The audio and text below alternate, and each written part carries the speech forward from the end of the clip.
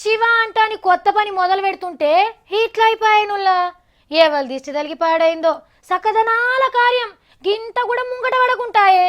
మన దేశం మెలిగిపోతందుకు పెట్టిన కార్యం గిట్లా ఆరిపాయే. తప్పెవల్దో గాని మీరే తెడిచిపెట్టకుండ్రి సార్లు.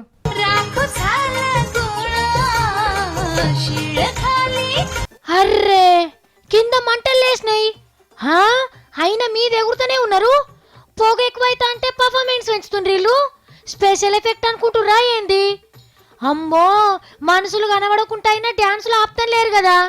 ఓ మీ డ్యాన్సులు పాడుగాను ఆయనతో మంటలు అంటుకొని తలగబడితే ఎట్లా?